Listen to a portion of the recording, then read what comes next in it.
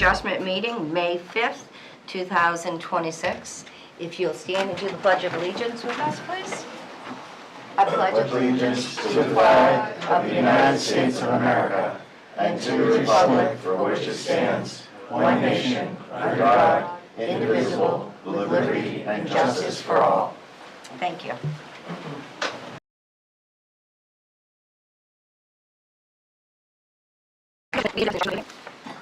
The Goffstown Zoning Board is an elected board of 5 members and up to 5 alternates appointed by the zoning board. Currently, the board has 5 elected members and 4 alternates. If anyone is interested in serving on the ZBA, please contact the Planning Zoning Office at the Town Hall for more information, or feel free to talk to us after the meeting. The board has a posted agenda for each meeting and intends to follow the items in order. The board will open the applicants, abutters, and affected parties and ask questions about the appeal. The public hearing will then be closed and the board will enter into a deliberation session to discuss the merits of the appeal. For each application, the board will decide to approve with conditions, deny, or continue the public hearing to a later meeting. You are welcome to watch the deliberations this evening, or you can call the zoning department at 603-497-8990, extension 815, to get the results. For an applicant's request to be approved, there must be an affirmative vote of at least 3 members. An applicant can request a continuance if there is not a 5-member board. We will be a full board this evening. If you, the applicant, and a abutter, or any party to the action are aggrieved by a decision made by the ZBA tonight, you have the right to appeal to Superior Court or the New Hampshire Housing Appeals Board. However, before appealing, you must request a hearing with this board to preserve your right to appeal. Rehearing requests must be filed within 30 days of the decision and state all reasons why the decision was unlawful or unreasonable. Failure to request a rehearing may forfeit your ability to appeal. Thank you very much. We have just a little bit of housekeeping to do and then we'll get started. We are at a point we need to just vote for the chair for this coming year. All right. We didn't last year. We were not a full board. So. All right. If we're amenable to motion, I nominate Denise Langley for another term as chairman. Second that. How are we doing the voting, Denise? We are going to pick, thank you for that. Charlie, you're going to vote for this? Sure. I'm keeping track now, so we kind of rotate through. And that'll give us a full board. And then for minutes, I'm going to have you do the minutes, Chris. Okay, go ahead. All right. Made. Any comments? Do you accept? Yes, I do, except for 1 more year. That's it. So just so you know. Okay. I just want you to know, 2 years is plenty. Term limiting herself. I am. All right. Made by me, seconded by John. All in favor? Aye. Any opposed? Motion carries. Thank you very much. Okay, Vice Chair. I recommend that Jason continues to be the Vice Chair. Second. All in favor? I'll accept. Well, I'm not asking. All in favor? Aye. Motion carries. Thank you. See, you can't say 1 more year because you're coming here. Okay.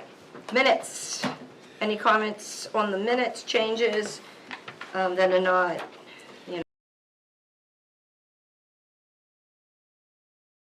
Like I did the last time. Please. Non-substantive editorial corrections, because I noticed a bunch of transpositions in names. Zach, my own name, several others, just subject to editorial corrections. Okay.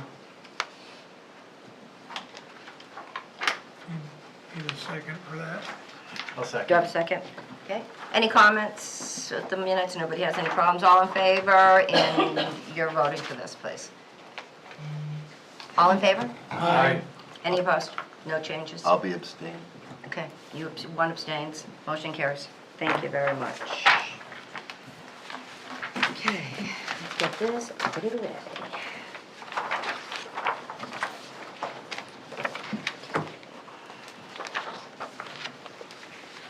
Introductions. Yes, thank you. Let's start over, Christopher, for introductions, please. Chris Leach, alternate. Davis Allen, alternate. Leonard Stewart, member. I'm Charlie Farley, alternate. Jason Cody, Vice Chair. Denise Langley, Chair. Kristen Dawes, alternate. John Belleville, member. Jack Shepherd, Building Inspector, Code Enforcement, and staff. Okay, let's go to the first case. Here we go. Okay, first case, we have, I'm not certain of the name, so please help me out.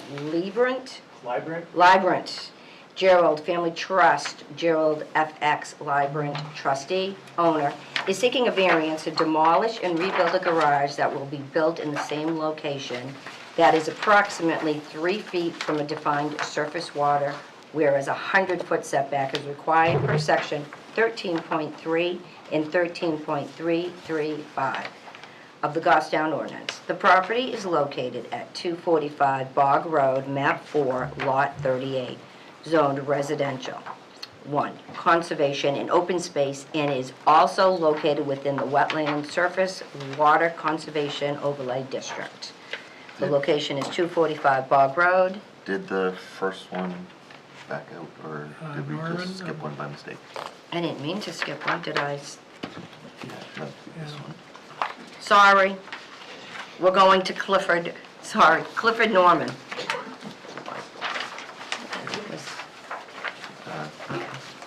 Okay, let me get back on that, sorry about that.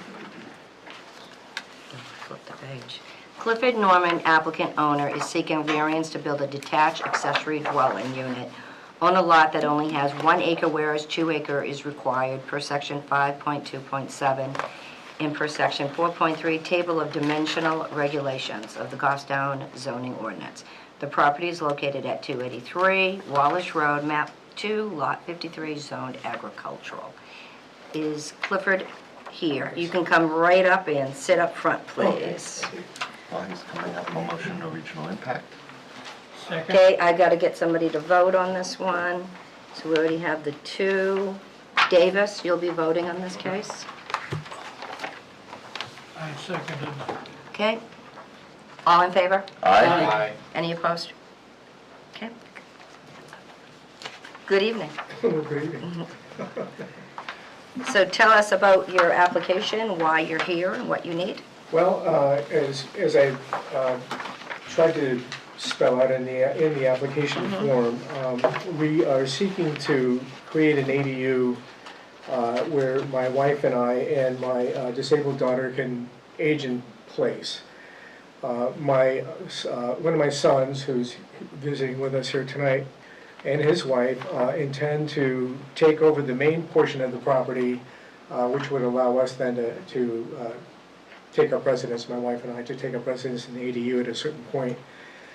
The long-term goal really is also to provide a dwelling and a facility for my disabled daughter. She is high-functioning autistic, and she's 41 years old right now, I believe it is. 41 or 41.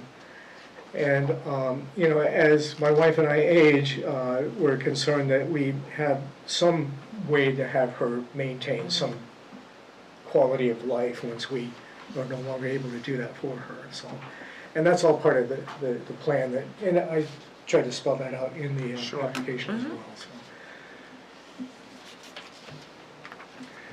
If I might add too, I included it's an overhead view, I guess from Google Earth, of the proposed location of the ADU unit. And as you can see, you know, if I had copies for everyone, or We have them in our application. Yes, we do. Thank you. That the location is quite, I wouldn't say remote, but distant from the my adjoining abutters. So it really doesn't provide any kind of interference with with my neighbors, I believe. And the drawings are to scale as best as I could figure out, so. No, that's fine. Okay. Just looking at your drawing for the proposed ADU, there is substantial vegetation in the back of the lot between you and the Yes. neighbor to that side. Yeah, I have a dimensions map as well. I don't think I included that with my application, but if I can approach you with this, I can show you the dimensions. I think we have have that. that. Yeah, oh, you do have it, yes. Already. Yeah, so there's 35, 40 foot at least, and 35 feet between the main dwelling and the ADU. So there's no, I don't believe that there'll be any consideration about the placement of the unit with regard to setback from any of the borders.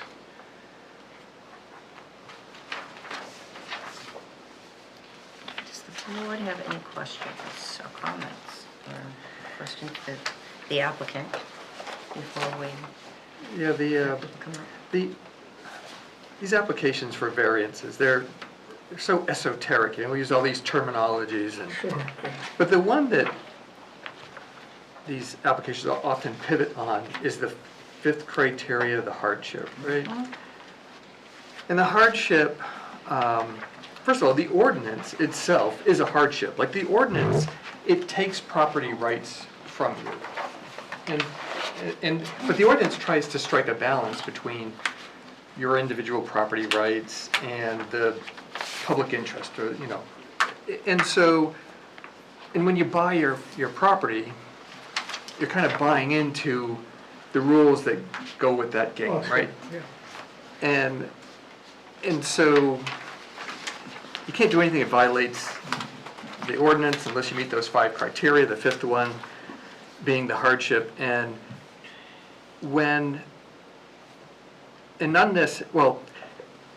the hardship is a necessary hardship. The ordinance is a necessary hardship, but when the necessary hardship, the ordinances are shared equally by all property owners, then there's no grounds for a variance. So the way it reads is, it says unnecessary hardship means that owing to a special condition of the property that distinguishes it from other properties in the area. So we have to help you need to help us figure out what is it about your property that is unique such that the ordinance doesn't apply or shouldn't apply to it. And another way that it's worded is, only when some characteristic of the particular land in question makes it different from others can this unnecessary hardship be claimed. What do we have that's unique about your property that the ordinance shouldn't apply to it? Well, I guess that what I tried to describe in trying to answer that question ahead of time is that the proposed location of the ADU would not violate any ordinances with regard to setback from any of my property boundaries. It's also located in a wooded spot where it really isn't directly visible necessarily by my neighbors or interfering with any kind of view or perspective from their enjoyment of their yard or whatever that they would normally have. It wouldn't interfere with that. And I think the reason, the uniqueness is the way that my lot is configured, kind of in that triangular shape, allows us to have this consideration, I think. So, in terms of hardship, though, and this is maybe where it would borderline more on the esoteric, I think is again, really our plan is to try to inure our daughter for her future from difficulty and her personal hardship as time goes on, without that promoting or providing a burden to other family members who would necessarily be obliged to take care of her and that sort of thing, so. There was a court case that went, was, I think it was, yeah, Cola versus the town of Hanover, where really it's sort of the case that tells us that we have to consider other alternatives that might exist for you to satisfy your housing needs. Is there any other way that you can meet requirements with building onto the existing home as opposed to building an entirely separate structure? Well, we considered that. However, the footprint of our existing structure makes it difficult to add. We've already put an addition on at one level. To try to add another addition, I think would just sort of create like a Frankenstein structure after a while. It would be very difficult for us to do that. We could consider doing such a thing, but our plans and our design thoughts were, geez, this really doesn't make sense. In fact, when we were initially looking at an ADU, we were considering attached ADUs. And even trying to put an attached ADU on with a hallway would have been difficult for us to try to create an opening in an existing part of the structure to an ADU. So we figured, well, gosh, this, now having the ability to have a detached ADU makes it easier for us to do the construction. But that's sort of the evolution there. I mean, we had considered those things, and so the proposal that we have here is kind of our own evolution of that thought process. The board, if we can just speak up a little louder, they're having a hard time hearing us. Oh, okay. Yeah. Thank you. I think part of the problem. Yes, you can come up. You can Yes, come you up may. and join them at the You table. certainly may.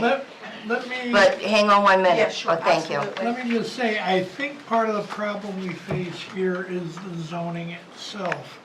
Since ADUs are now by right under state law, what we're really waiving here is the fact that you have less property. If this were in R1 residential instead of agricultural, we wouldn't be looking at a variance. This would be something, you'd go through the process without it. So really what we're dealing here is with a waiver from the requirements of the agricultural zone, not anything in particular to do with the ADU itself. As a Correct. board, we can't and should not be telling you how to build your project. We have to rule on what's before us. So really the issue here that we need to deal with is whether we want to waive the requirement for the agricultural zone. Thank you. And if I might add also, it is a small lot compared to all the other lots. Okay. If you're, if you're having difficult hearing, you feel free to come. You can come sit in the front row if it's better for you. Okay. Okay, I'm sorry. Go ahead, Davis. Thank you for. On some of that line of thinking, I'm looking at, I don't know if you have this and this is what you provided or the staff provided us, but if you have the map of the lots, how...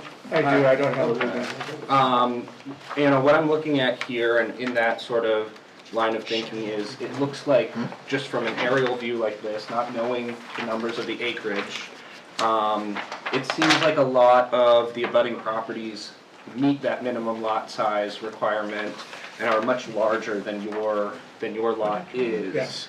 Would you say that would be true and that is part of the hardship that you're facing? Yes. The abutters would have this ability by right because they meet that minimum lot size. Correct, yeah. Whereas you're trapped in this very weird shaped lot compared to the abutting properties that are a little more square in shape, a lot larger. Thank you. Very true. I would guess this lot, knowing the way things develop in town, was a carve out from a larger property some years ago, but yeah. Was the Norman family, one of the Norman, we it was probably the first home that was built up on that road. His father built this home in 1940s and 1950s. And one of the older sisters owned Normand Road, where Wallace Road. family at one point. And so they did give him this carve out, if you will, and then the community grew around Of course. him, is how it is. But, and just on that point, just because of the way that this property is kind of like triangular, most of that land is kind of where we want to build. It's the biggest part of that property. And also too, you know, of course, me being the woman, you know, the importance of this home to us, and as we want to age there, we want to keep our home. I'll be retiring in a few years. My husband is semi-retired, and we don't want to lose the home that his father built, and we want to pass it on generationally. And my son is interested in taking over the home and then perhaps passing it on to his, and then having family in the main home would provide the care for my daughter, who would live behind in that little home in the back, where she have a separate place, because she can function at some level on her own for sure. And it would be just that peace of mind knowing that our daughter was taken care of, that she wouldn't wind up in a home somewhere when I have family members stepping forward saying, Mom, we'll take care of her, but we need a place for her. And so this is just a long-range, bigger picture plan, just from the wife-female side that I want to put out there. Let me ask this about, because I drove by the lot today, looking at things which might also present something that you could categorize as unique to the lot. What is the topography of the lot going back? It looked like to me it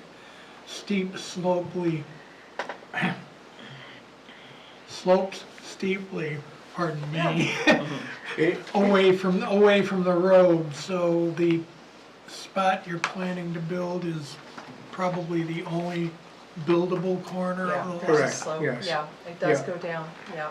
Yes, if with consideration to the my little map here, the only border that doesn't slope would be the border directly to the left as you face from the road, that is adjoining my neighbors. This whole area here slopes to the back. This does not. So what we were saying is, yes, that does provide, this area does provide the most level and usable space that we have to be able to do this. So you have some hardships that are imposed by the topography of the lot. Anybody got any questions? Okay, what I'm going to do is ask you to sit back, and I'm going to ask for any of the abutters or anybody interested in this case to come up and speak. Thank you. Okay, is there anybody here in the audience that would like to come and talk about this application? Okay, nobody from the audience? Do you have any final words you'd like to come up? Because once we close the hearing, there'll be no talking from the public. You're all set. Want to have them review the criteria, or? No, I'd rather do that once we deliberate. Okay. Oh, you wanted me to ask them? No, we can do that. It's written down. Thank you, though. Okay. We are now closing public hearing. Thank you very much. Okay, let's start talking. We've heard some people having some interest in, well, I'll have interest, but some comments. So I'd ahead. like to say, so there is an authority granted to ZBAs under RSA 674-33, Section 5, which allows for a ZBA to approve without being required to meet the traditional 5-part if there is a disability and there's a reasonable, and the requirement or request is reasonable and in harmony. So we could conceivably go through this without having the things if we decide that that's valid. And that is a very good thing that we can do. I would not think that I would do it in this situation. Okay. Because this is not putting in a handicap ramp that they can use and then it can be removed. This is specifically asking- addresses ADUs. It does. It does. Unbelievable. What happens if they don't use it? Or in 2 years that, and I'm not talking any about my feelings, I'm talking about that specifically. I don't think we need it. All right, I'm just, In my it's an opinion. option. That's I a wanted it out dangerous there. slope on that one. I think we have used, I 674, remember at 33, least 5. one case Yes. in the past where we did use 674-33 for a compassionate relief. I don't like the means, I don't think it's necessary No. in this case. I Not think in it this case. and meet the standard criteria. As I say, I just think of going through, looking at what I saw of the topography of the lot, and given the fact of Mr. Norman's explanation, they've already put extensions on the house, and there's really no place left to go. I think there's a reasonable, argument there that it meets the standard criteria. I think we'll go through the criteria so we can explain that a little bit better. But definitely the lot size being different than any of the other lots there. Them owning the lot for so long. So that's just, I don't like to put my opinion out there. I'd rather you guys all talk about it. Talk about the criteria and make sure that we are meeting everything. And because I will request that when somebody makes a motion to deny or approve, I want that criteria ready to go. You sure you still want me for your chair? You're there. You make sure we do it right every time, and I. Well, the I think that's what we need criteria from a chair. is very important Of to course. me, that So we go just- through it. Just to add, I Certainly. don't disagree with all of that. Yes. I just wanted to make sure that the information was there, that this was an option. Okay, thank you very much, and I'm glad you brought that up.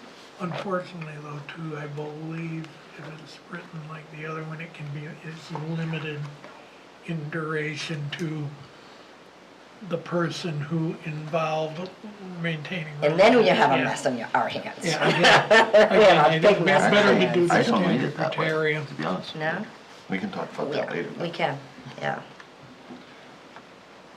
So, There's- yeah, I know it was mentioned earlier about why are they not having the ADU attached versus detached? Sure. And looking at the, moving up from 5.2.7 to just 5.2, it does not delineate between attached versus detached ADU requirements. So I believe whether they were doing an attached or detached ADU under both the RSA and the ordinance, that they would still be here for these requirements requesting the same relief A regardless. few months ago, it would have been an issue, but not anymore.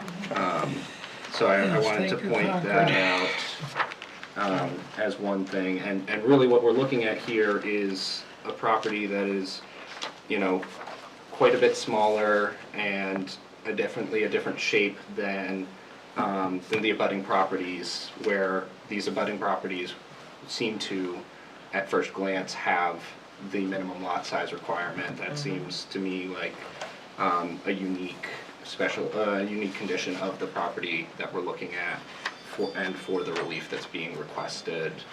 I also, have heard a lot about how difficult it is for people to find care or find the amenities to age in place in the state right now. So that, I think, is substantial justice can be done by helping our community members and neighbors have this opportunity to age in place and have that care when it can be so expensive or so difficult to acquire right now for many, many Yes. reasons.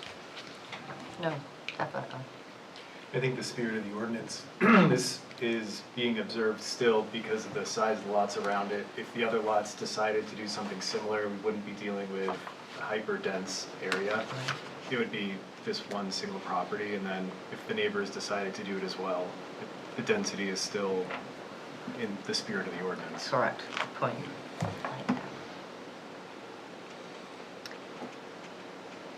What about number 3? Anybody have comments on that one? Granting a variance would do substantial justice. Well, I think without getting into the compassionate argument, I think is a fine example of generational planning. Sure. You know, the ability of a family to keep the property in the family, to provide care for the next generation going forward. You know, I think it does certainly substantial justice to the owners, you know, looking at their circumstances. You know, you don't want to force people who've been in town for generations to have to move to find care for a family member. Number 4, as far as property values, anybody have comments on that?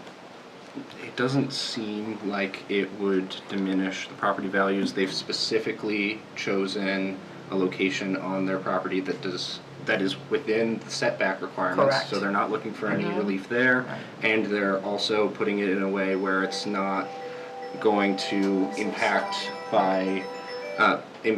any view from the road, any view of the abutters. They have substantial woods around their property, it seems, to provide that sort of, keep that sort of more private. And I don't see any reason why the surrounding property values would be diminished by. Unnecessary hardship, if ordinance is enforced. Who would like to take that one on?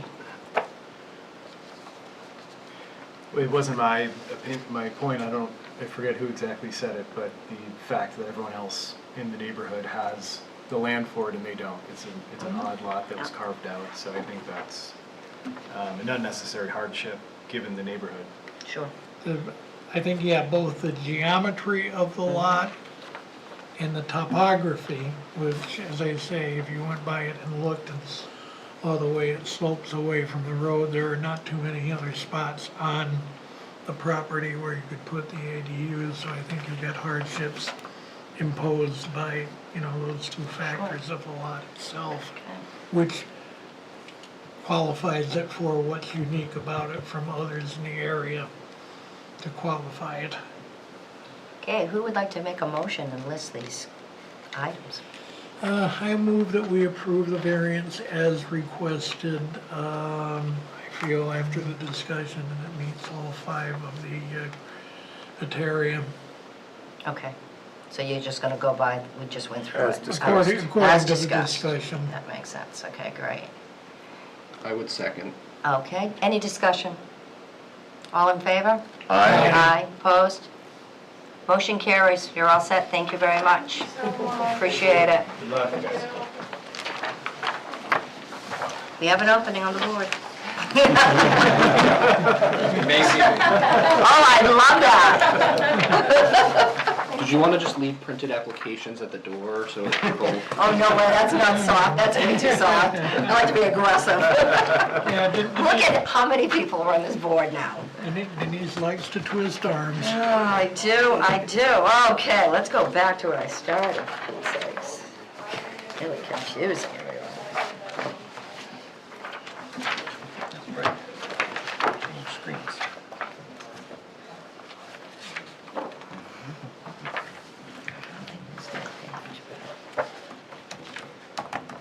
Here we go. Now I gotta remember the name. LeBrand? Librand, Gerald, Family Trust, Gerald FX Librand. Trustee owner is seeking a variance to demolish and rebuild a garage that will be built in the same location. That is approximately 3 feet from a defined surface water, whereas 100 feet setback is required per section 13.3 and 13.3.3.5 of the Goffstown zoning ordinance. The property is located at 245 Bog Road, map 4, lot 38, zoned residential 1, conservation and open space, and is also located within the wetland surface water conservation overlay district. Okay, let's see. Promotion, no regional impact. Not yet. Oh, I've got we're- Davis, I've got David, Kristen, you're gonna be doing this one, please? All right. Okay, go ahead. No, I don't want to know. A motion, no regional impact. Second. All in favor? Aye. Yeah, thank you very much. Good evening. Hi, Welcome. Your name, just for the record, I know I said it, but Gerald Library. there we go. Thank you very much. Call me Jerry. Jerry, thank you, Jerry. Go ahead and tell us why you're here. Well, I've got this garage. I've been there 36 years, and it was in kind of rough shape when I bought the place, but I fixed it up.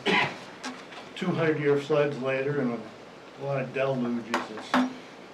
The slabs are busted, and the foundation's undermined, and the snow caved it in last winter. Oh, boy. And it's next to the brook. My house is next to the brook. My barn's next to the brook. It's an old place. Yeah. So I want to take it down and pour a new foundation and build another building, same footprint. Can't go any wider either way. Right. I'm gonna go up 2 feet. So you're planning on the same footprint. Quick Yep. question, Jack. Did he have to go to conservation? Yes. Did they comment? Did you do your paperwork saying they commented on I this? thought I saw Didn't I? it. I They looked. had no problems. They approved it, okay. Sorry for the interruption, just want to make sure. Okay, great. So conservation doesn't have any issues? Yeah, Good. so that's basically it. I'm gonna do it in August when the brook's dry, pretty much. Well, that's pretty good. Okay, board, questions, comments for One the question, applicant? please. Is it really 3 feet from the brook? Because I drove by the areas this afternoon, and it looked like the brook was about a foot away from the edge of the slab. Well, it changes as with the rain. Mm-hmm. You know, that's why I'm saying August. Sometimes it's 5 feet from the brook. Sometimes the brook's in it. If there's any provisions for negative distance. You said you were bringing the foundation wall up a couple of feet. 4-foot knee wall, Yeah. all the way around with drainage. Yeah, yeah. I'm at the bottom of the mountain. It's like being at the bottom of the roof. I got water coming from every direction up there, you know? Anybody else have any questions? I was trying to find the section, but I know that there is a section that calls out non-conforming structures. And if there's either a fire or structural damage, catastrophic, like the roof falling in, then they are permitted to knock it down and rebuild it in the same or like footprint. Yes. So, it seems on Good research. But- Good job. But even so, it's a replacement It's a in replacement. It's a kind, replacement. in the same, big foot- area. in the same footprint. Yeah. Yeah. No brainer. So I have a question. I don't usually question at this level, but I want to ask, how are you going to protect the wetlands while you're doing the work? Well, Brandon Knoll's gonna do the excavation.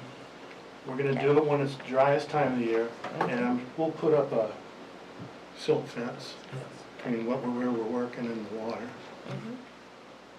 Okay. You got a plan. I do. Glad I've been there you're a long time considering thinking about it. Thank you. Okay, anybody else have any questions or comments? Do you have anything more to add? Okay, you may sit down and I'll see if we have anybody in the audience who has any comments that they would like to come up and make. Okay, no comments. Okay, we're going to close the public hearing unless you have something else to add. Because once we close the public hearing, you're all done talking. So you're all set? Okay, thank you very much. Public hearing is closed. Let's talk about this, go through the criteria. We didn't go through it, but it is in kind. I mean, we're replacing what's there that's damaged. So, He's becoming more conforming. correct, yeah. So he's meeting the first two criteria based upon that. Yeah.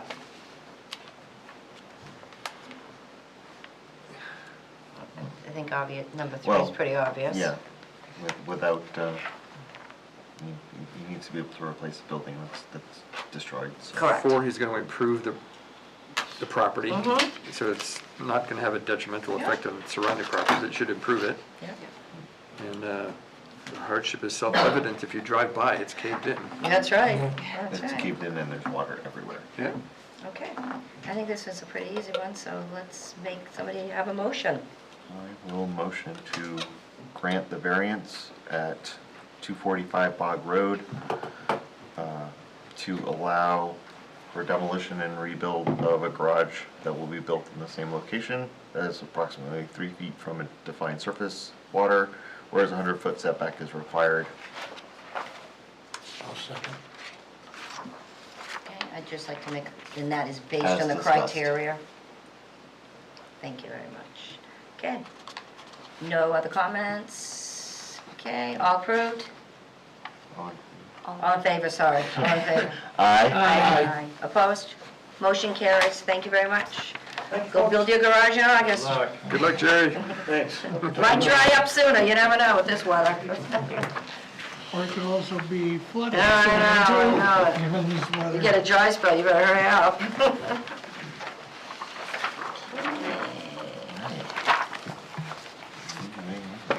Okay. We got Jordan Dupree, Echo Properties Renovations LLC. Applicant owners are seeking a variance to allow for a 3-unit detached multifamily development by building a duplex on a lot that currently has a single-family home located on it. The variance is required per the glossary definition as a multifamily. As a multifamily is defined as a building containing 3 or more dwelling units, or a group of 2 or more buildings containing at least 2 dwelling units per building. And the existing single-family home will only have 1 dwelling unit. The property is located at 12 South Mass Road, map 29, lot 62, zoned residential small business office. Oh, who's here to speak on this case? Come right up and introduce yourself, please. No region. Oh yeah, I'll motion no regional impact. Sorry, I'm falling down on the job. Who are you picking as the alternate? Oh, thank you very much. I was right on top of all of that, too. See, I just Well, said they're that. moving too fast for you. You can. I go now. know. Charlie. Right, everybody else has voted. We're going around.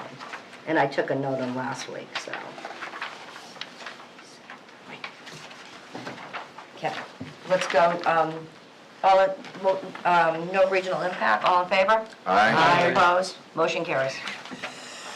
Okay, your name, please. Good evening, my name is Mike Dahlberg. I am a land surveyor with TF Moran in Bedford, and I'm the individual that prepared this plan for Jordan Dupuy. We have submitted this to the planning board for a for a residential site plan, which is required for multifamily, which is 3 units. And upon submission to the planning board, we realized that we did not meet the definition. We did not match the definition of the zoning ordinance of having the units have to be connected.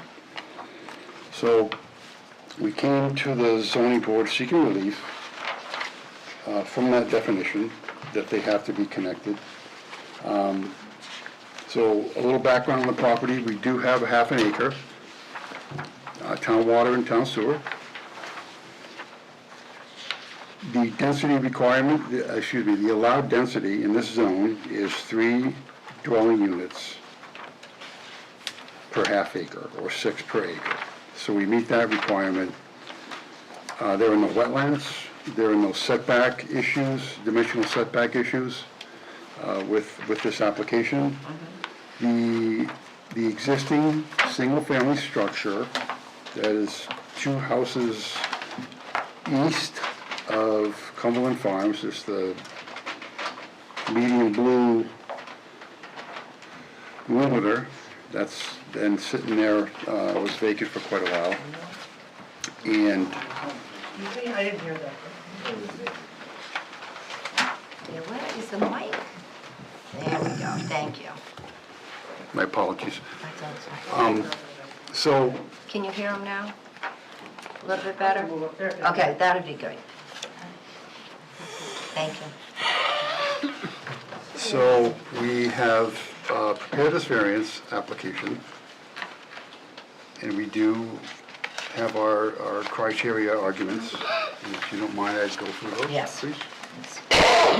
So we are seeking a variance from the definition that the structures have to be connected.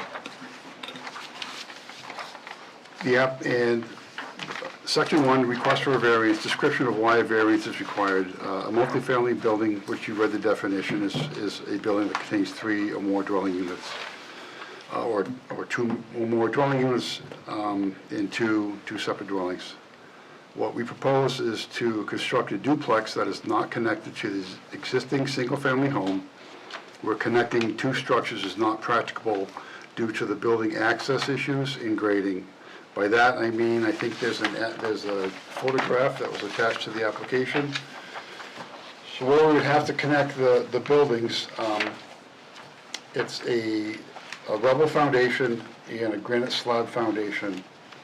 And because of the elevation change of about 4 feet of where we need to get the driveway in to meet proper grading, so a car can back out of the proposed garage and make it up to Mass Road under a 2% grade, we have to set the grade of the duplex at a certain elevation. And that's how we've arrived at the grades. But to dig around that existing rubble foundation and connect 2 structures, one will probably harm the foundation of the existing house, and the grades just aren't going to match. There's no way it would ever connect properly. So that's why we have it detached. Item 1, granting the variance would not be contrary to the public interest because the fact that the proposed duplex is not connected to the existing structure due to grades and appropriate access is not contrary to the public interest, as the overall use for multifamily is a permitted use in the underlying zone. 2, the spirit of the ordinance is observed because the proposed duplex is in compliance with all setback requirements and lot coverage and building coverage requirements, and the proposed multifamily use is similar or the same to at least 3 abutting properties. 3, granting the variance would do substantial justice because the applicant would be able to develop the property to its highest and best use that is in compliance with the zoning ordinance, and the proposed use is in conformity with the majority of the abutting properties and will not cause any harm to the public. There is adequate space on site for vehicular movements and parking. All public utilities are in place, and the proposed location will not be imposing on any abutters due to the grading and existing mature vegetated buffers. 4, the values of the surrounding properties will not be diminished because there is one direct abutter that is a single-family home, that's the lot to the east. All other direct abutters and those on the north side of Mass Road are either 2-family structures, 3-family structures, or commercial uses, i.e. the funeral home. And there's a very mature tree shrub line between the proposed duplex and the only single-family home abutted to the east. 5, demonstrate that liberal enforcement of provisions of the ordinance would result in an unnecessary hardship. A, owing to the special conditions of the property that distinguish it from other properties in the area, denial of the variance would result in an unnecessary hardship because 1, no fair and substantial relationship exists between the general public purposes of the ordinance provision and the specific application of the provision to the property because the harm to the applicant by not allowing the rightful permitted multifamily use while other direct abutting properties enjoy the same multifamily use would be a serious injustice to the applicant. The harm to the applicant clearly outweighs any potential harm to the public, of which there seems to be none. All utilities are in place and there is more than adequate site distance for vehicular access. 5A2, the proposed use is a reasonable one because the proposed use is reasonable, it is permitted.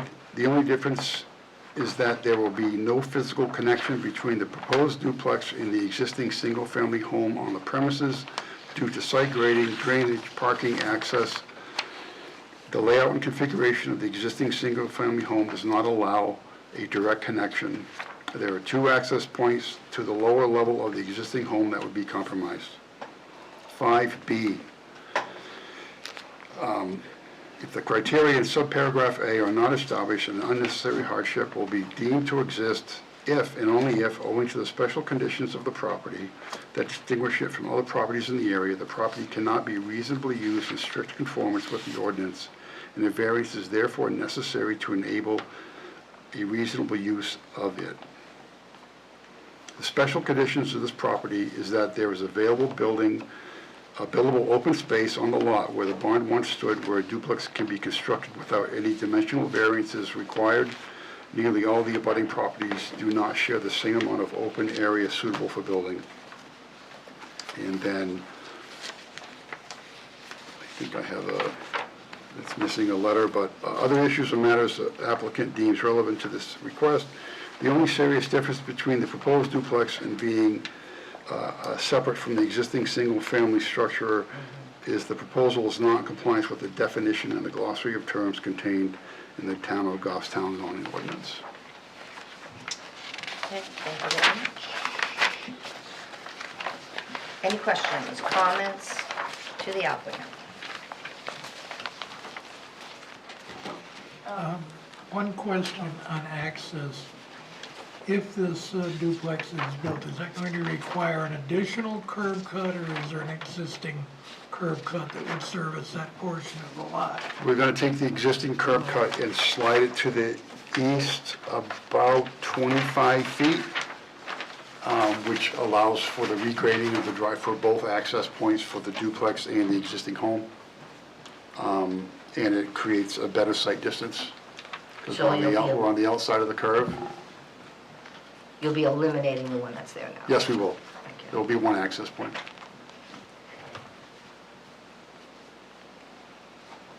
Anybody else have questions for the applicant? John, you're awfully quiet tonight. I'm Yeah, picking you on know, I'm just, everything's going smooth tonight. Now, I do have a question. You said the barn used to be where the duplexes are gonna be? There used to be a barn there? Where it shows bricks in the back of the existing house, and then it shows like a series of circular hatching and stuff. Yeah, That would have been the front of the barn.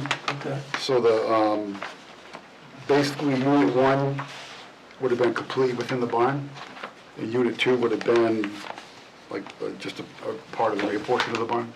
Yeah. So if this was attached, okay.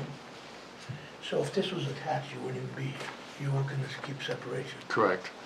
The reason, again, to keep them separated is to try to make that connection Yep. to the existing structure. One is, will probably damage the existing foundation Yeah. with all the activation, and two, Yeah, I'm looking at because of the grade changes that we need to make the driveway work, because that new driveway has to conform to ADA standards and today's standards. So that allows us to lengthen the driveway and the duplex where it needs to go. It just won't work. Right. Disconnected that way. Thank you. Okay, does the board have any more questions for the applicant before I ask the public to speak? I just wanted to reiterate that the point, like sometimes we ask, like, what is the question that we're going to answer? And the question is not, are 3 units permitted?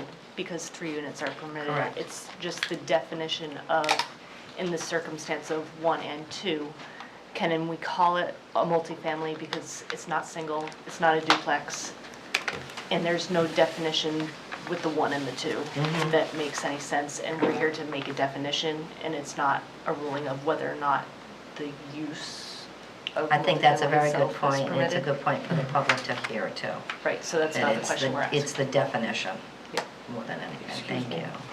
You'll have a moment, you'll have your turn. Okay, any other questions or comments?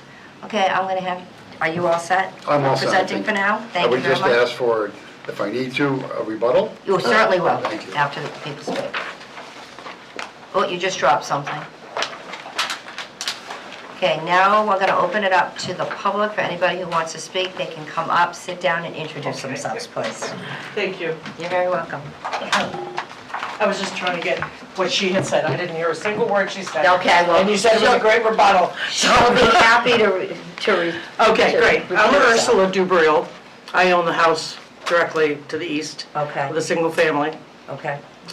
And I was caught totally by surprise by this, that there was going to be a possible duplex or anything in the little field that's there. truthfully. I have the circular driveway, as you can see on the map here, and down at the foot of that hill is a patio area that looks directly into where this 3-story duplex is going to be going. Were you saying something about having to raise No, the excuse driveway? me? Oh, I'm sorry. Okay, yeah, you speak to us. I've never done That's this. quite all right, don't I've done worry. this. You're not the first one to do this. What I would like right now is, because you did not hear I her did not comment, I'd like you to hear her Thank you, comment. I appreciate it. Okay, go ahead. Let me know if I'm not speaking loud enough. I want Okay. to make sure I'm speaking loud enough for you, or I can move closer if it's necessary. As long as But you can, that's fine. So oftentimes, we are charged as the zoning board to answer a question. And sometimes it's, can we rebuild a garage in the same footprint? Today, the question that we are posed with is, can we call this a multifamily? It's a definition question. Okay. So we are not charged with permission for building. We need to give them a definition, because the definition of multifamily is 2 houses plus 2 houses, or 3 in 1 house. What we're looking at is 2 in 1, and it just doesn't meet the definition that we have in our books. So when the planning board wants to go ahead and start to ask all the questions of the grading and the design, then they need to put it in a bucket of a definition. Okay. And we don't have a definition for this I as see. it is. So we are posed today with giving them permission to call it a multifamily so they can move forward. I see, okay. And then also, in this zone, multifamilies are permitted, and in this size lot is 3 units. So they're not asking for permission for anything above and beyond what the zoning would normally allow, but we are just giving permission for a definition I today. see, okay. But we're welcome to hear your comments Okay. as well. All right, so, yeah, it was mentioned that it was abandoned or unlivable for a while. It was always, someone's always lived there, for one thing. I've been there 42 years in my house, and, you know, a few of the houses, the one across the street from the 12, there used to be, you know, the barn that the woman had her art classes in years and years ago. And they've made that now into, I think they wanted to do a 3-family. I was never notified of that. But it is now just a 2-family, and the in-law, basically an in-law living in the barn area. The house, the 1810 house, that's still a single family. The White House next to Cumberland Farms, that's a 2-family. So I'm a single family, my neighbor is a single family as you're heading east. The neighbor next door is single, all the way down. There's no other multifamilies or duplex or anything like that. Truthfully, my neighbors across the street, I thought it was like an in-law apartment thingy, and I was informed that it's a duplex, and I was never notified of that changing, but if you don't have to have abutters be told, that's fine. Of course, the funeral home has multiple people in there sometimes, but, you know, who knows. So, that's the thing. I was gonna make a Sorry. Living across the street from it, there's a lot of jokes. So one of my only concerns too is the driveway, moving it. I don't care that it's getting closer to my circular driveway, that's not the issue. It's just how much of a raise do they have to do to get down to where it would go? And would it affect my patio and my shed and everything else that's in the back of my yard, or the side of my yard, I should say. So that's one of my concerns is the elevation that they'd have to come up. Plus, from what I understand, it's 3-story plus the roof line. Now, this can't go over 35 feet, correct? They are going to be meeting all our regulations except for one, that it's not attached to the building that's there. So anything they build is going to meet our regulations. Okay. And we can't change that or anything about that. What we have to decide is, are we going to allow that to be built without being attached to the existing house. Okay. That's what we're here to talk about, Oh, okay. okay? But if you did bring up a question about the driveway and the elevation, and once we hear the abutters, the engineer's gonna come back up and he'll answer these questions for you. Okay. Thank you so much. Okay? All right. Great, thanks. Anybody else would like to speak? Come right up.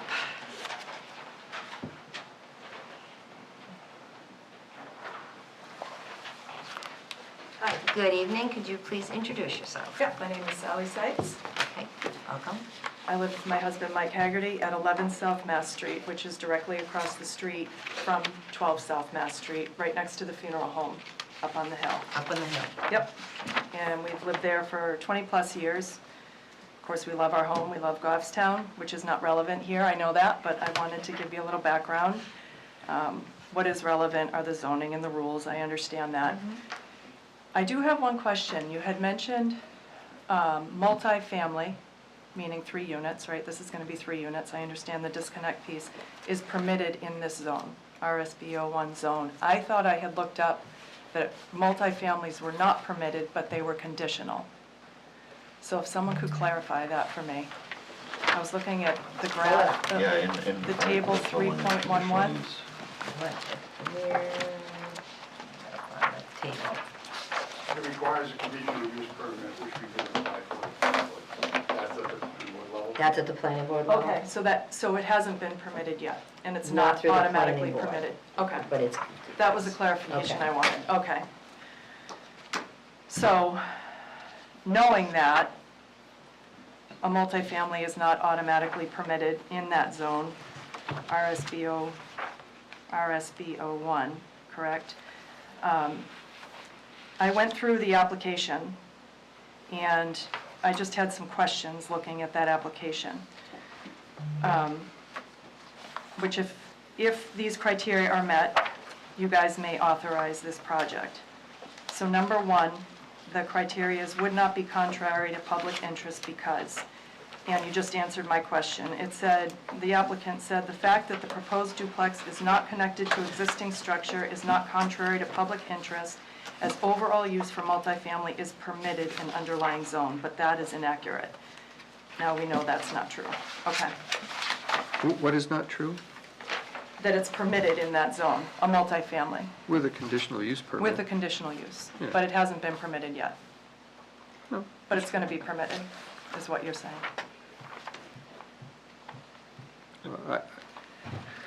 Is I it, can't- it's I so can't speak for the planning semantic, board. so I don't work on the zoning board. Conditional means, what's that mean? Jack, explain why, and then also explain why it's in planning for that. It's planned Please. because it's under, it's a half acre, and 1 acre requires 6, can have up to 6 units, and a half acre it can have up to 3 units. And that's where the conditional use comes in, the permitting.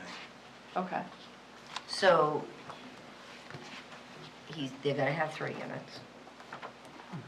And that's allowed. It is allowed. So, Under certain okay, so conditions. explain why they have to get a conditional use permit. You have to get a conditional use permit because they're not together, and you have 2 separate units, a duplex and a single family. Oh, I thought conditional applied to any multifamily in that zone because it's in the table, Well, in the zoning book. well, Do you have a table? I thought the variance applies to the separate buildings, not to, a conditional applies to any multifamily. If we wanted to make ours a 3 unit. You're right. You're correct. Yeah. You're right, you're Okay. correct. Yeah, the variance is for the definition. Correct. As far as all the other requirements, they'll either have to meet the requirement or go in front of the planning board for any thing that doesn't meet the requirement, although I think they're going to meet all of them. Okay. The only issue is, are we going to be able to give them a variance to allow these 3 units to be detached? Or are we going to tell them they have to attach? And if we tell them they have to attach, they can either bring in a bunch of fill and raise the grade, which isn't really to anyone's benefit, because that just moves water to someone else's yard instead of where it is, right? and then, or they'll find a way to attach it, and it's gonna be a little bit goofy. So, Yeah, I mean, I can't imagine any three-level duplex townhome being attached to an 1800 farm home. And I don't know that that was ever actually the plan, and it was a surprise by grading that they couldn't attach them. no, I don't think it was, Yeah. they didn't represent that Okay, that wasn't the plan. It's always been the plan to have them separate. right. Yeah. And then finding the definition is what? And the definition, according to 3.2.3, is uses permitted by conditional use permit. A use denoted by the letter CU is a use which may be authorized by a conditional use permit in that district. The planning board may grant a conditional use permit in accordance with the procedures and conditions set forth in section 15.4.1, conditional use permits. Right. So if the planning board allows for it, then it can Right, happen. correct, okay. It's not a zoning board discussion. Right, okay, got it. Okay, so on that application, number 2, spirit of ordinance is observed. And the applicant says it's in compliance with setback requirements, et cetera. I won't repeat the whole thing. Proposed multifamily is similar or the same to at least 3 abutting properties. So the abutting properties, similar to the same to at least 3, which would mean at least 3 abutting properties are multifamily. I just want to clarify for this board, 3 abutting properties are not multifamily. The property directly behind 12 South Mass Street is 5 duplexes, which is senior housing, that is multifamily, but I just want to clarify that's senior housing, which is in the spirit of the master plan of Goffstown, in the spirit of the ordinance, keeping in character with the town, at the same time supplying diverse housing for seniors, that's perfect. So that's the property behind, that's the multifamily behind him. Immediately to his left is a farmhouse that is also a multifamily. I believe it's a 2 to 3 family. If it's a 2-family, it's not a multifamily, right? It's a duplex. If it's a 3-family, it's a multifamily. So there are 2 properties that could be considered multifamilies with the abutting properties. Beyond that, there are no abutting properties that are multifamily.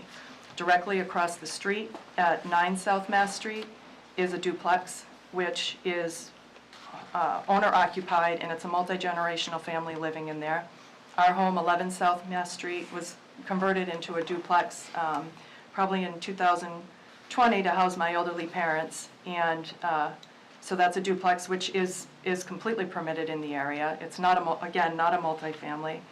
The funeral home is not a multifamily. I know Ursula said a lot of people go in and out of there. No, we're just kidding. But that is a single-family home with a business underneath. And it's owner-occupied by the people who own the funeral home. And then, of course, there's Ursula and Ren, who are a single-family home. So to say that at least 3 abutting properties share the same or similar multifamily purpose is inaccurate. So I just want to make sure everybody here is aware of that. Also, an excerpt from RSB 01 is the purpose of preserving these areas' historic fabric and character while recognizing market forces. So I do understand the concept of putting in units. I think we all know we've had at least 200 apartment units added to Goffstown since 2022, and that's just by math from walking around Goffstown and looking around. I'm not against apartments, people need housing. However, this proposal is a 3-story townhouse duplex, and it's not within the historic fabric or the character of entering the town. I think people should just think about that as you come down the thruway into the village. You see the blue house, the farmhouse with the stained glass window, the wraparound porch, could be very nice. To me, a townhouse right there does not comply to the spirit of the ordinance. That's getting off topic. This is why I have this in front of me. But number 3, granting the variance will do substantial. I'm sorry. What's this word? Granting the variance would do substantial. Justice, thank you, because the applicant says applicant would be able to develop the property to its highest and best use that is in compliance with the zoning ordinance, except for it's a variance.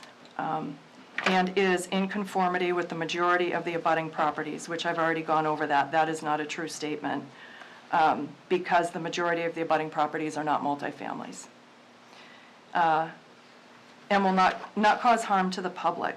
And then it goes on to the parking and the utilities, which I'm sure is a beautiful job and fine. But in my mind, and I think many of my neighbors' minds, let's think about how this affects the public, putting this duplex, this 3-story duplex on that lot of land. The public is Goffstown residents. It's not just the abutters. The public are other people that live in that neighborhood. People from neighboring towns who are visiting Goffstown. Entering the village, I go back to, you're entering the village, you see that house, the character of a small town. You know, the master plan wants to maintain the character of a small town, of a rural town. Putting that duplex in there, it crammed onto a 0.5 acre lot, it just doesn't match. And in terms of how that affects the public, my question goes right to, okay, what's next? Which ones are going to be developed next?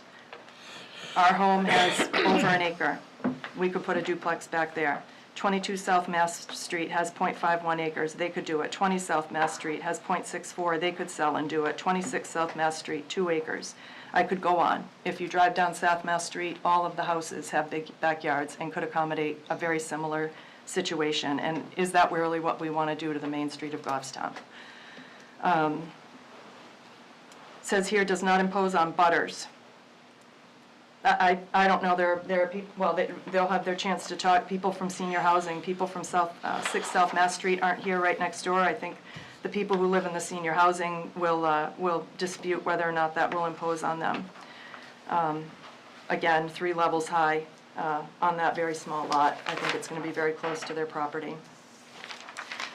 Number 4, values of surrounding properties will not be diminished. I don't know. I don't know if it'll diminish the properties, the value. I have no way to know, but the argument is there's only one direct abutter in a single-family home, and the gentleman already said this. I know we've heard it, but I just want to say it again. All the other direct abutters and those on the north side of South Mass Street are 2 families and 3 families. That's not accurate.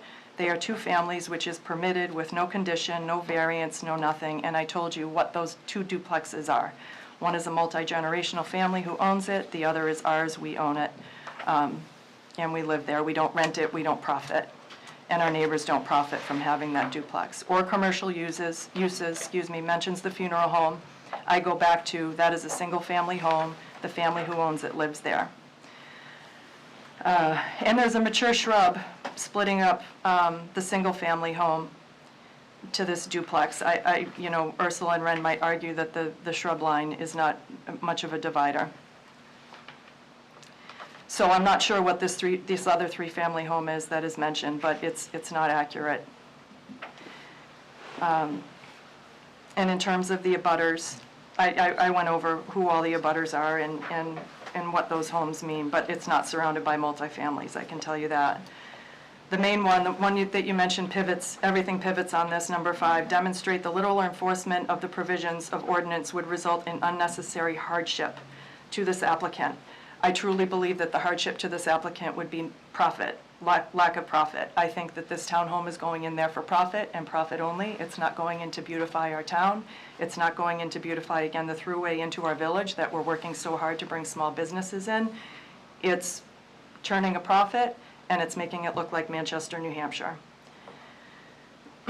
His argument is the harm to the applicant is by not allowing the rightful permitted multifamily use, and we already went over, that's conditional, not rightfully permitted. Well, it sounds like they're close, but you guys still have to go through whether or not we're going to permit that.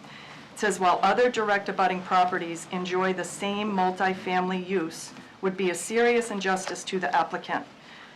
I want to remind you, the abutting properties do not enjoy the same multifamily use. 2 abutting properties, 2 of 5 are multifamily, one of which, again, is senior housing.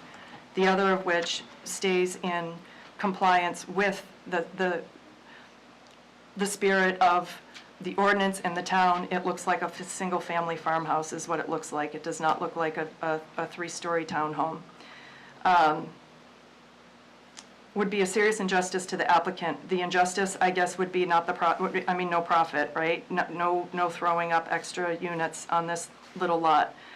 It clearly outweighs any harm to the public. I go back to the harm to the public is what it does to the character of our small town. And it says there seems to be none. I disagree, and I know the abutters will disagree. And allowing this townhome to go onto this 0.5 acre lot, that is the first of what will be many, I believe, could be developed in that area. I go back to all of those single-family homes along South Mass Street have at least 0.5 acres. I mean, I listed 11 South Mass. These all have over 0.5 and could potentially have a townhouse in the back. 11 South Mass, 22, 20, 26, 56 South Mass, 112 South Mass, 107 South Mass, 53 South Mass. These are all places that, I mean, I'm not saying that these people are all going to throw townhomes up in their backyard, but future, beyond my time probably, if that's what we're going to start allowing, is that really what we want? And that's what I asked the zoning board to be thinking about. I disagree that this multifamily,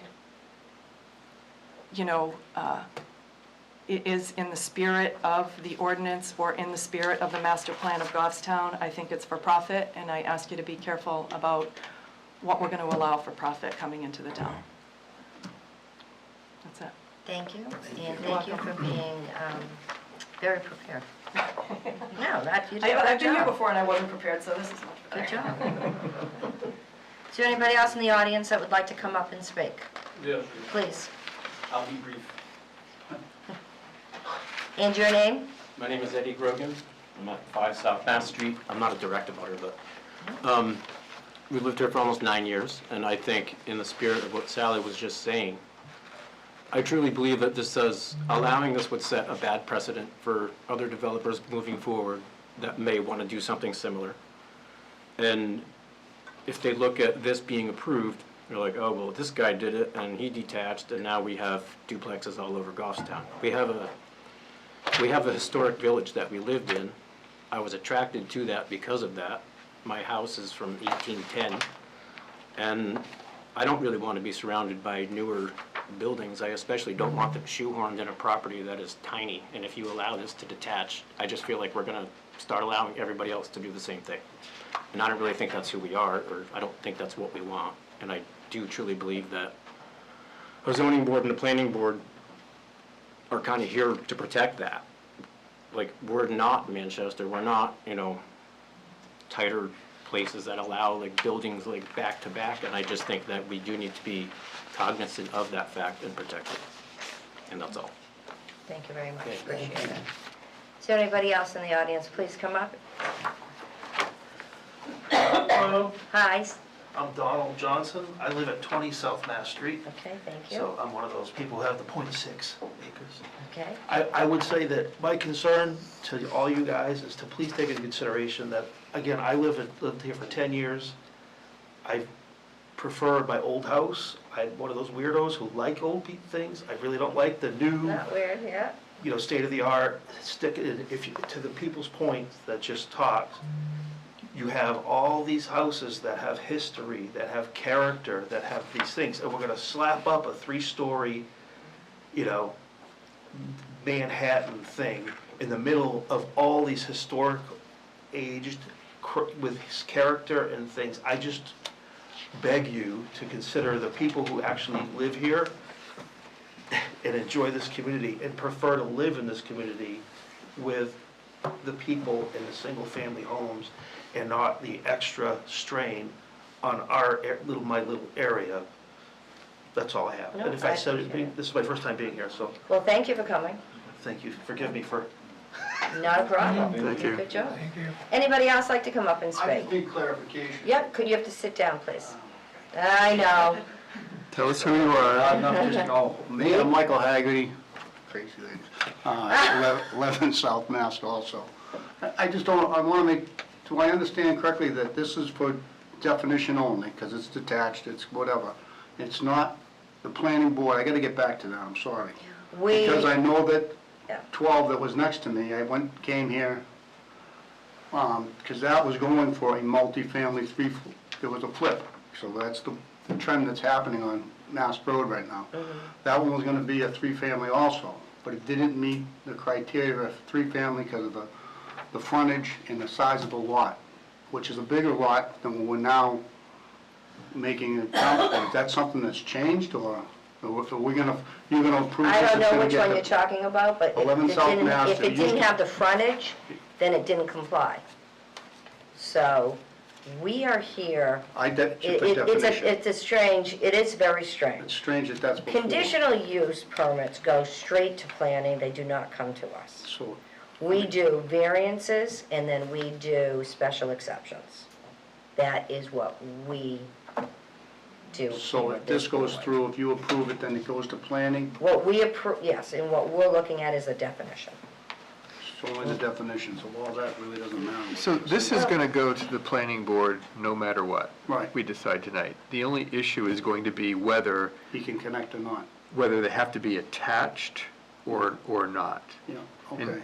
And he doesn't have to attach. So I'm sorry, our fight here is really with the planning board, not the zoning board. Probably. That's right. Yeah. That's what it comes down to. I mean, that's what it basically comes down to. And just one last thing Unfortunately, of clarification, the first unit, I mean, you drove by everybody else's but ours, I'm not really sure why. Because The foundation is still there. If you look at the drawings, I've looked in the drawings a long time, this is set way up, set back much further than what say in the bond foundation, it's still there. If you look at it, it's not. It's on the drawing, actually, where the driveway now is the foundation, so, thank you. Thank you for in coming. in answer to your question, I drive by that area 2 or 3 times a day, and I'm Okay. quite familiar with the property. All right, I'm just saying that the foundation is still there, that's all. Thank you. Any more questions? Anybody else in the audience? Come right up, please.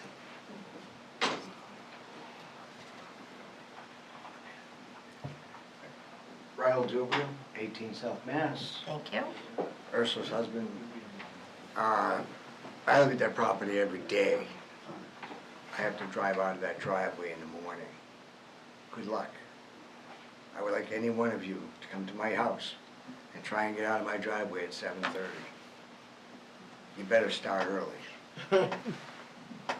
That's since they built all those other apartments down there that don't affect anybody. The other thing is, yes, that foundation is still sitting there, okay?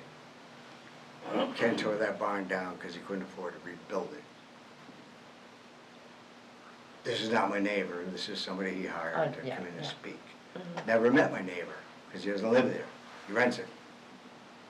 He's gonna build this monstrosity in my backyard, I'm gonna have to look at, and nobody's gonna live there except for strangers. The driveway's gonna move over closer to where my yard is. They're gonna have to pave that whole thing.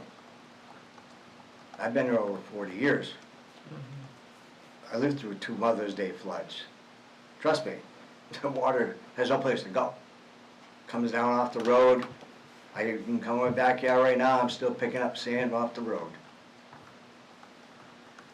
Pave all that, where's that water gonna go? If we clarify the definition, the planning board is gonna take care of that, and it's not, these are engineers, and trust me. Okay. I understand that, I do construction, I do commercial construction, and this does not go by a planning board without a engineer designing this, and to make sure that the water stays on that lot. I have one question. Sure. Does the planning board have a meeting like this where it's They open, we certainly can do, and speak? you will be, We will abutters be will be notified? notified. If you're not in a butter, you will not be notified. Talk to your other neighbors that are, I can't or get any ask more, the but- town. The town will be happy to say, this is when they're coming to the planning board. Thank you. You're very welcome. That's it. Anybody else out there would like to come up? Come right on up. Just informational. Yeah. We came tonight just for information. And I'm gonna have you sit and say your name, I'm please. just not as fast as I used to. That's quite all right. I just didn't want you talking the whole way out. My And your name is name? Norm Michaud. Yes. And we were informed about this and decided to come in just to see what's going on. Sure. I would just vouch for Sedeka not being multifamily. we don't make babies anymore, so it just, double units, except for occasional family visitation, but I just wanted to make that clear, that if it's been advertised as multifamily, it definitely is not, if it fits that definition. Okay. Thank you. Thank you, appreciate it. Anybody else in the audience would like to speak? Okay, would you like to come back up? I would. Yes, please. And maybe you can have some comments for some of the questions and concerns from the audience. So, to address the concerns about this conditional use permit, and whether or not this is permitted use, it is a permitted use with a conditional use permit, i.e. Operations, grading, buffers, and the like, but underlying, it is a permitted use. So they can't just go like, if you're putting a house, you don't have to go to the planning board. Correct. But when you're doing a multifamily, you have to go to the planning board, and that will control the driveway, Parking, in the driveway, drainage. Drainage, we are performing a drainage analysis. There is a drainage design that's associated with this property. Spoke with the town engineer. We have one of the Ps in our office is gonna do that analysis in the design. And the grading for the new driveway, we've taken into consideration. We have mapped the property, the tree line between us and 18. Dubriel's. I'm sorry, my second dose of COVID, I have incredible tinnitus, so I apologize. Oh, goodness. It comes and goes. So we know where that tree line is, we've mapped it, the grading's not gonna go into the tree line, we're not gonna cut the trees. As far as the abutting properties, I looked at the tax cards, and the lot to the direct butter to the west, 3428 is listed as a 3-family. Yes. And then there's a multifamily development right behind us. Whether it's 55 and over or not is not relevant. It's a multifamily development. And the lots across the street that are either single family or a duplex or the funeral home, whether it's for profit or not, is not part of this application. It's not part of the definition that we're asking for. I've been completely truthful with this board in the written documentation in what I presented. And we will be going to the planning board, and it's just a definition. If you do not agree with us and grant the variance, the other option is to make that building a 3-family, or to tear it down and put up a brand new 3-family. And the fact that other people in the neighborhood can do that, according to the master plan and the rezoning that rezoned this RSB01 that the public voted on, is in compliance with the general public. And in fact, I drive by this property every single day, and I have for the past 38 years. I'm a land surveyor. I was self-employed for 26 years. Either I've worked in Bedford or I'm based out of Ware. I have driven by this property thousands of times, and other properties on Main Street. And progress is progress. It's allowed use, and everybody else in the neighborhood could do the same thing. We're not asking for anything different than any of those people could ask for. That's it. Thank you. Thank you very much. Okay, before I close the hearing, I'd like to make sure that there's no more comments from the public. Please come up.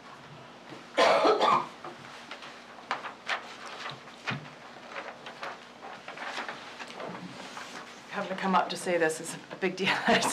I just have one comment, and to say it's just a definition, I go back to, in my mind, this is not just a definition, and it is not the exact same use of all of the land, all of the properties around. Again, I go back to, we are talking about opening it up to all of these single-family homes being able to be developed into townhouses on those same lots with those single-family homes, and those aren't, that doesn't make it a multifamily, unless you change the definition. If you change the definition for this property, it changes for all the properties that line that road. So I don't think it's the same, and I don't think it's just a definition. It opens the door to a whole new way of development for downtown Goffstown. It's But- not exactly the No, same. and I understand, I know exactly what you're saying. I want you to know the definition is because it's not attached. Correct. Because it is allowed. Conditional use goes to planning. Right, no, It doesn't come no, I here. know. So I just want you to be aware of that. That's, And so I, it's actually allowed, and it's allowed, you know, voting matters. I don't know when this was passed, but there's been a lot of things going down with housing. And it came from Concord, and a lot of things did change in our zoning due to low housing. so you're and- saying unattached Now, town all kinds of homes. things have changed. Detached ADU units now, where they Okay. used to have to be attached. A lot of things have changed. And our job is to follow the rules. And this is a strange case, because they're following the rules. It's just, it's not attached. Correct. So the density is still there. And that's what we have to decide, so. But I appreciate you coming in, and I have a question. Are you asking us to deny the variance and force them to attach, or force them to tear down the existing structure and start with 3 new units? Or are you asking us to deny the variance for some other purpose? What are you hoping to achieve, or what do you want us to do? I am hoping to not see a multi-level townhome duplex go into the backyard of the existing farmhouse. But that, yeah, I mean, that's not something we can help you with, because Right, the we're planning not, board is, no, they can't prevent this from being done. okay. they have a right to do it. They do. The only thing that we're weighing is, do we tell them that they're denied and they have to attach? Which means they're gonna take this plan and somehow connect them, or they're gonna tear down Tear that it single down. family. I heard him say that. Yeah, so is that what you're asking us to do, is deny it and force them to do one of those two things? No, that would be ridiculous. I think that's a ridiculous statement. No, my hope would be, and based on what the gentleman is saying, that wouldn't happen, is that the historic home that is there, maybe that would be made into a duplex. Well, to they have the preserve right to do character. 3 units. They do. Yeah, it sounds like they do. Yeah, Conditional they do. use means They they do. do have that right. So the entire argument is null and void, you know. And I think the purpose of my being here and everybody being here is, again, to go back to the character of entering the village. And it sounds like that's a moot point, like that's, We have, yeah, It is what it it's, is. you know, we can't deny somebody that they have the right to Yeah. do. And I want to let you know, I live on North Mass, right on North Mass, and I'm in the same position you are, but on the other side of Sully's. And so I completely empathize. And I've had the same thoughts of, can we put together like a Main Street district that, but then if you go down that road, it opens up a can of worms for homeowners to really restrict what they can and can't do. But right. it is outside of, for me to sit on the board here, I'm not voting on this one, but it'd be really hard for me to vote on it because I have the same feelings as you do. But unfortunately, we have to follow the things we have to follow. It's the first thing I ask people when they want to be on this board. Are you able to vote for something pro or against, you know, it, even though you don't want to? Because we have to follow the regulations.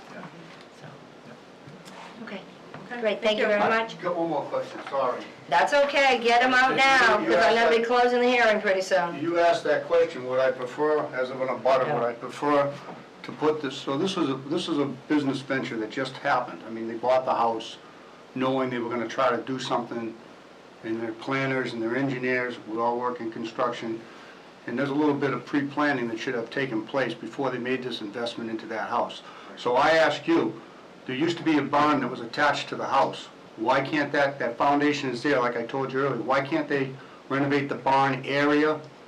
Keep it, that's what we did across the street. I don't know if you're familiar with our house, but we made our cape look like it was an old barn, which is really in-law apartment that we had for our aging parents. So yes, I would ask you to reject the option, because there has been a building there. We talked about a garage that was torn down and we approved that. Why can't you make that the thing? Why can't you deny that and say, no, there wasn't a structure there, and make that work, and keep that with the town look? Because they have the right to do They this. have the right to build a three-family, which we found out is a new thing. Right. You as the board can reject the detached and say, no, conform to the existing law. And by doing that, build it on the foundation, or tear down and rebuild to code where the structure was. Okay, we don't want to get going back and forth here. That's not the role of this board. It is the role. To direct people. You When they can have a project, we have all I'm to pass saying- on the project in front of us, All I'm not saying, direct people Okay. how to all build I'm it. saying is you can reject You it. made your point, and we Okay. take that when we Thank you. deliberate. Thank you very much. If it's something new, because I'm gonna start getting punchy here. It's almost my bedtime. I know. I'm brushing my teeth Well, right it's now. gotta be something I'm going to have this for at least. I do want to say, it is going to set a precedent with all the other houses. And I understand that it needs to be. You need to understand it is allowed. I understand you're not happy with this, but it's allowed. And we have nothing to do with that, Okay. okay? It's allowed, it has changed. I don't know when this got put in place. I can't remember. I've lived here for, I'm not telling you how many years. My whole life. So Okay. that things change, regulations change. They bought it, they have the right. They have the right to buy it knowing they're gonna develop it and add. They have that right. May not like it, but they have the right. Okay. So we are here for something else, and we'll deliberate on that. Okay? Well, And you if there have, is going to be something, a duplex on, I agree with what Sally and Mike said too. I mean, that's, because otherwise, you're setting a precedent by having a single house and then a duplex in the backyard. It's supposed to be a multifamily or whatever, I don't know, but, I was only going to say, you have the absolute right also to lobby all of your neighbors, please don't do this in the future. Because that's, I believe, all of the zoning along that piece of Mass Road is RSBO2, if I remember the map correctly, so. Don't do what in the future? Encourage your neighbors. Encourage your neighbors not to develop. Ah, well, good luck with that. I wish 35 years ago, when they approached us with the historical district, that it became the historical district. But you probably said no, because it limits what you can do. No, mine was the original funeral home in town. Yeah. So my house was built to build caskets, and then the first funeral home. Okay, we are all set. Okay. Anybody else? Okay, I am gonna be closing the public hearing, and we will deliberate. Wow. Okay. So let's start talking. Do they already have a meeting set at planning? Abutters have been notified already? I don't believe so. You'll be getting certified mail if you're in a butter, only if you're in a butter. So check with the town hall if you're interested in the planning board meeting. The planning board notices have not come out yet. It's the last, this fourth Thursday in May. Okay, there we go. Yes. So if you're not in a butter, fourth Thursday in May. Okay, we can all talk about this. I'm gonna start with you. Talk about the definition. I was wondering if by chance this scenario, it's not written down, and this is what we're going by, but I don't want to speculate. I was wondering if the scenario is purposely left out of the definition to discourage it, or is it just an oversight? That's kind of just that's the only spirit of the ordinance type thing that I wonder, but because it's not written down, I don't have a concrete, evidence. There's no definition that says you shall not have a duplex plus that I know of, at least from reading through it. So what we're trying to, yeah, you're trying to say I'm why looking at is the it have spirit to of be the ordinance, attached? would it be against the It's not spirit in to there. call it a multifamily? Like, was it purposely not called a multifamily for a reason? Otherwise, I would call what's going on, I think it is similar enough to a multifamily to call it that. As we're just talking straight up definitions, I don't think that we have a right to say, no, it doesn't meet the definition, so you have to scrap all plans. I don't think we have that kind of authority. I think for the spirit of the ordinances, it looks like a multifamily, and unless anyone knows of anything that says that we have purposely left this out because we don't believe it fits the spirit of a multifamily definition, then I don't think we have any grounds to say otherwise. And if it was intentional, it'd be in the definition. Right, I think it should intentionally spell it out of why it was left out. State appraisers go by use path, it's their guiding principles and whatever. If they have a three-family and they have a two-family with a single family in the same lot, they compare it with other three families. That's the standard which they use. And you would know. I'd like to talk about public interest if we could. Yes. I think, when we think about public interest, there's a lot of folks here that live around this, and they are the public, and they have a negative interest in this project. Of course. How else are we looking at this when we're deciding if it would or would not be contrary to public interest? Is there other aspects of this beyond what we're hearing tonight from neighbors? Is there something more? If this was a variance, yes. There was a full-blown doing something that's not allowed. It's really the definition of a multifamily. Is calling it a multifamily against the public interest, or is calling it a multifamily alongside the public interest? Would the public be interested in calling this development multifamily, or would they say, no, it doesn't fit? Is ultimately what it is. Well, public interest, for the variance to be contrary to public interest, it must unduly and to a marked degree violate the basic zoning objectives of the zoning ordinance. It's allowed in this zone. It's not violating it. No. Does the variance alter its health, safety, general welfare of the public? The only piece of that part that I can see this being is the alteration of the neighborhood character. But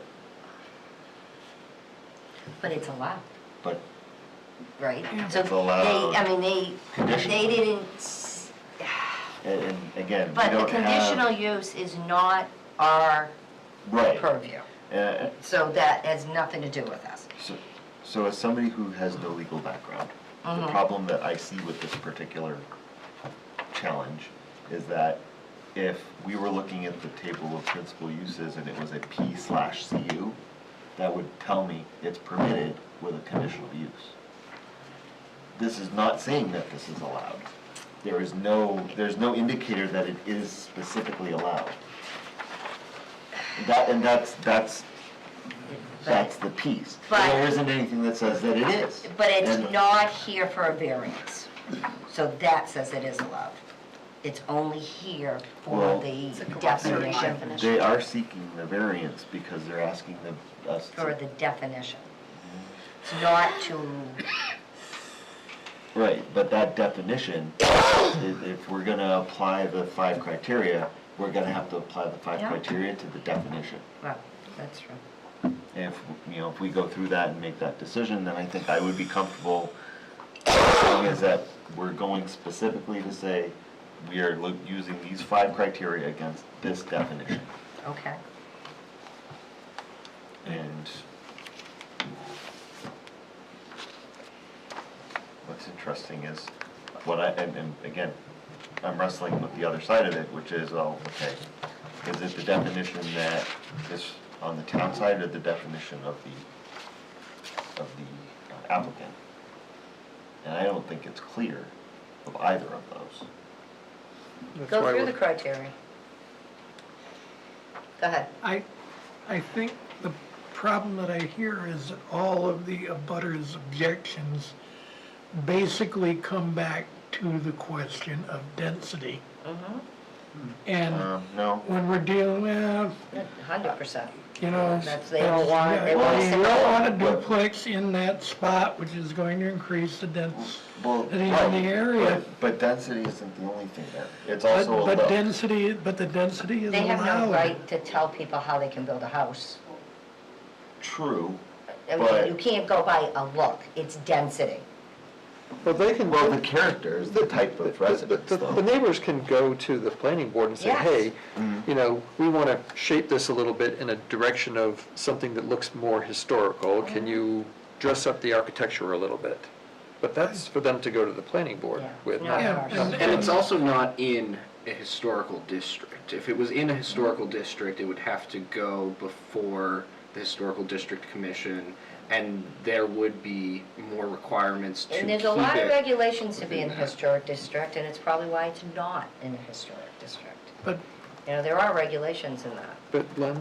But I will say, you know, given the history of the, and for those of us who've lived long enough to remember when Cumberland Farms moved from the middle of the village over to the corner of Mountain Road, there was a lot of interplay with the planning board at that time to get it, the design of the Cumberland Farms building softened a little bit from the usual institutional, They can do that with a Architecture. commercial piece of property, because they do all the time. I mean, and they can get away with it, but don't forget, there was already a gas station there. That might have been before you. but the thing being, I think that they didn't want something on that corner in the village that looked like Irving, No, you know? right, right. And they were successful in that. But that's commercial. It's a whole different But, thing. you know, given the fact that the applicant has some good faith, that maybe there's some room to work with the abutters Right. on design things going forward. We're always trying to encourage people to talk to one another, not just to talk to us as a board. And, you know, I for one think it's silly, if it's a three-family, it's a multifamily, no matter how you slice and dice. And I just, you know, think definitionally, I think Kirsten framed it correctly in the first instance. It's really, we're not dealing with whether it's permitted in the zone, whether the density is, it's just a definition.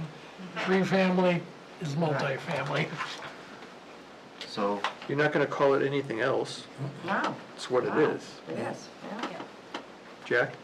Yes, I went back to 2020, and it's in the 2020 ordinances also. what is? The Exact same The thing. same Same definition. definition. Okay. But I think about the consequence of denying the variance means that the builder, developer, investor, whatever, they're gonna come up with a solution, and it's gonna be less attractive than what we're looking at. They're either gonna bring a lot of fill in to get their elevation, so that they can get their driveway to meet the elevation standards and slope stands rather, or they're going to knock down the building. Which is, I think, the exact opposite of probably what the abutters want to hear. Huh. But again, that's within the owner's rights. That's right. I don't think it fits any other definition. No, I think that fits in that definition. I'd like to motion that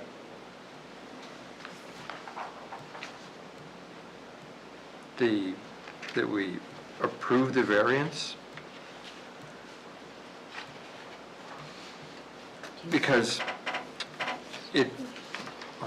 because the overall use for a multifamily is permitted in the underlying zone. The spirit of the ordinance is observed because the duplex is in compliance with all setback requirements, lot coverage, building coverage requirements, proposed family use. Similar, same to at least some abutters. I'd say that that- it fulfills the spirit of the ordinance because of, like, specifically to the definition of multifamily being that there are 3 units, whether attached or detached, fits the spirit of the definition of multifamily. Because I don't want to grant the variance on the uses when we're going through Okay. the criteria. I want the Okay. criteria to be, I believe it should be relative specifically to the definition. Because we're not necessarily saying that the uses are all 100% along with these, because that's not what our variance is. It's the glossary definition of a multifamily. So I just, all right, so now we're going specifically to definitions, and those are word things to me. That is what they're So, asking. The variance is against the glossary of definitions. right, so, Not any so other section. several articles, and I mean, granted, I was not expecting this level of question, I was expecting this to be different, so I've been looking at a couple of articles as I've been going through this. And when it comes down to character, yes, density is important, but the municipal association has it, and it says, character in this context refers to the physical, visual, and functional environment of the environment. So, first of all, the zone behind that unit, the senior living thing, is R1, so that doesn't apply to this, because it's not RSBO. So now we gotta look at the other properties in that zone, in that area. They're 2-family or single-family, or commercial. But you are aware it's allowed. No. Yes, a multifamily is allowed. 3-family. Well, no, because you need the special, you need the. No, it's not a special exception. We are not here to decide if it's allowed. We're not giving them a variance to put a multifamily in. We're No. getting them a variance, not a variance, well, they're coming to a Right. variance for us to make the definition, this is very confusing, Right, and- of what a multifamily is. Right. Because a I agree. multifamily is 3, okay, so Right, but in this- density, nothing like that matters. In our table of principal uses, Mhm. there is a permitted space for multifamily dwelling. There is a, But not in this district. right, but And we we have are talking defined. about this Right, district. but P permitted means allowed, right? Doesn't say it's not allowed. It says with a conditional use. Right, but that, to me, that also does not say permitted. It could be argued that it doesn't. And I mean, that's not our argument to fight. No. That's the planning board's. Right. But it does not say here dash, and it does not say P/CU. So for me, if we're looking specifically at word definitions, which is what we're trying to do, I've got a definition here where we have P, which says Permitted. this is permitted. So there's a definition for allowed. We don't have that in this zone. It's CU. Okay.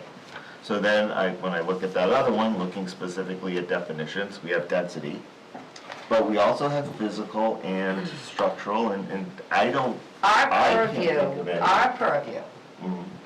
if you read the application, Yeah, is to define what a multifamily unit is.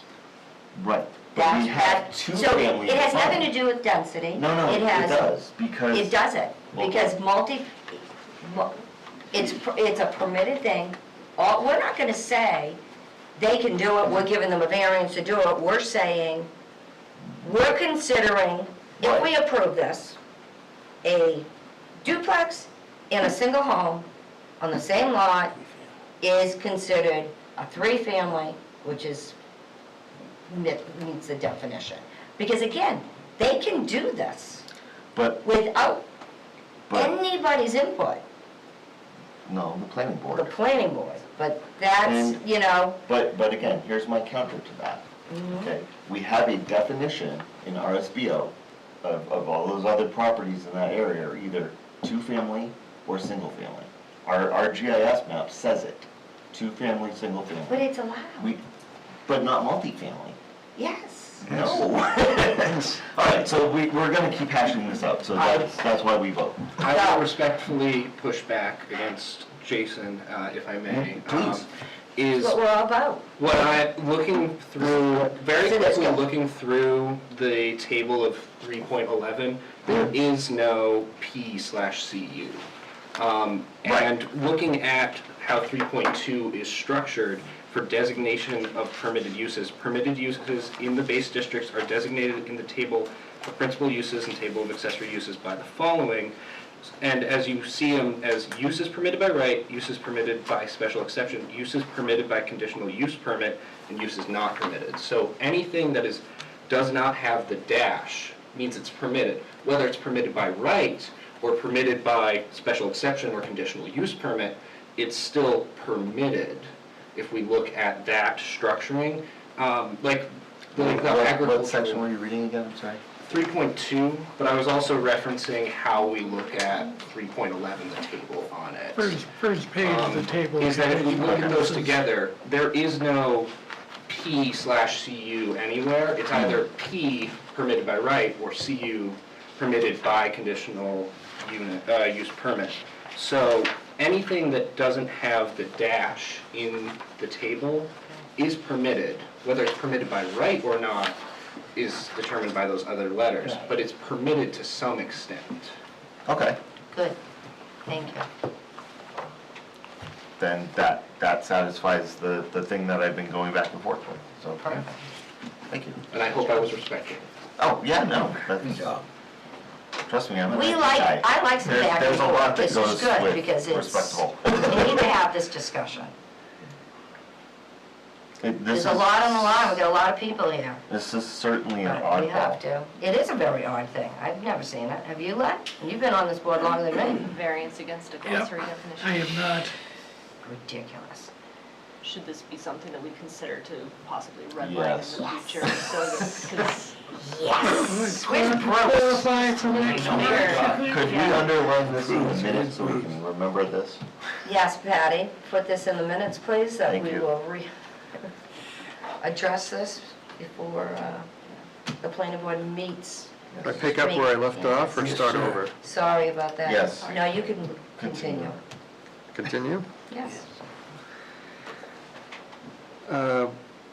3, justice, applicant will be able to develop the property in compliance with the zoning ordinance and proposed use is in conformity with the majority of the abutting properties and with some of the abutting properties. And there's adequate space on site for vehicular movements and parking. Values of surrounding properties.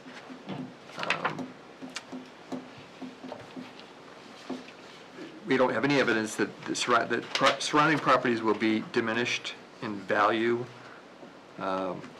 as the neighborhood is characterized by some other multi-unit properties. And 5, owing to the special condition of the topography of the site, that distinguishes it from other properties. Actually, hold on. I would say mean, for the hardship, I would think the hardship is the fact that this is not defined to begin with. Like that we need to define it so it's clear of where this falls. Well, the topography of the site requires some practical relief in the definition of, or in clarity on the definition of a multifamily. Yeah, because otherwise they would be able to attach it. The only thing on that one is that isn't a unique, I don't think it's necessarily unique to the property, it's unique to the RSBO zone. And they all have that problem. The topography? Oh, well, I guess my counter to that one. Topography too. But, If you didn't have topography, they would just 3 in 1 attach it. Yeah. They wouldn't have bothered and be easier for them. Mm. A lot easier. Yeah, no, and I was just gonna add for 4, I can't say that I think that the property values would be diminished because, you know, we have a lot of multifamily in town, and especially in the village district. There's a lot of multifamily. So how would one more affect Right, property values? exactly, I don't see it. I mean, I'm just calling it what it is, you know?